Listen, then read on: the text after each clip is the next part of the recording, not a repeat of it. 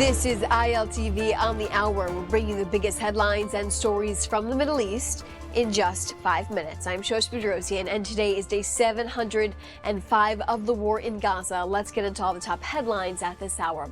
Right now, the IDF is issuing immediate evacuations in Gaza City by using a variety of tools such as voice messages, dropping of leaflets, text messages, and using phone calls to conduct these orders. The message is for all residents and people in Gaza City in the area to evacuate via the Al-Rashid corridor to the humanitarian area in Al-Mawasi. It comes as a major ground offensive against Hamas is ramping up. Take a listen to one of the recordings the IDF sent out to residents in the area. تحذير عاجل إلى جميع سكان مدينة غزة وكل أحيائها من المدينة القديمة وتفاح شرقا وحتى البحر غربا. جيش الدفاع الإسرائيلي مصمم على القضاء على حماس وسوف يعمل في منطقة مدينة غزة بقوة كبيرة كما عمل في مختلف أنحاء القطاع.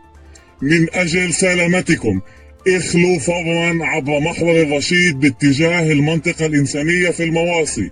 البقاء في المنطقة خطير جدا. جيش الدفاع الإسرائيلي. Now, previous warnings issued by the IDF in recent days had only included specific buildings and the area surrounding them. Palestinian civilians were instructed to head to the Israeli designated humanitarian zone in the Strip South via the coastal road. Around 150,000 Palestinians are estimated to have evacuated from Gaza City so far, with tens of thousands of people that left within the last 24 hours, according to the military. On Sunday, Netanyahu said about 100,000 people left out of the roughly 1 million of those who live in or around the city. And Israeli officials are now casting doubt on the success of the strikes on Hamas's leadership in Doha, Qatar, according to Israeli media. Although Israeli officials were optimistic after the attack that they succeeded in taking out Hamas's top leadership, according to Israeli media, Khan is now reporting that Israel had informed the United States that the chances the strike had been successful has decreased significantly. Israel has said since October 7th, Hamas leaders have profited significantly from this war, as their own people continue to suffer in Gaza and have been standing in the way of reaching a ceasefire and a hostage deal.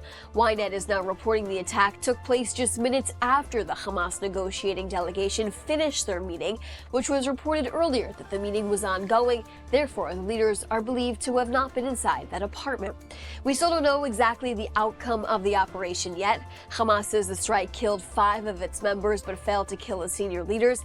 Although Hamas has provided no proof, Prime Minister Netanyahu spoke for the first time about Operation Summit of Fire hours after it took place, saying the decision to strike them came after Hamas took responsibility for the terror attack that killed 6 innocent Israelis on Monday at a bus stop in Jerusalem. Sources tell Israeli media that Qatar has suspended all contact with the Israeli negotiating delegation after that strike took place the first time on their soil. And U.S. Ambassador Mike Huckabee reacts to the news of the strike and what's possible for the outcome here. Take a listen to what he had to say. Yeah, the honest answer is we simply don't know. Hamas has rejected everything so far. They continually reject every offer that's put on the table. They rejected one the other day that pretty much has been the position of the president throughout, and that is they have to surrender, they have to go, they can't stay and have any future in Gaza, and they have to let all of the hostages go. And they have utterly rejected that. How this affects it, I simply think the answer is we don't know.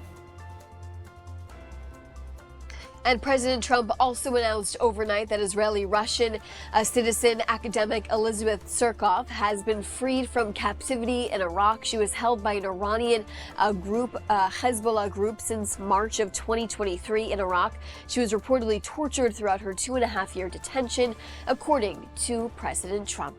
That's a wrap here on ILTV on the Hour. Thanks so much for watching, and stay tuned for more.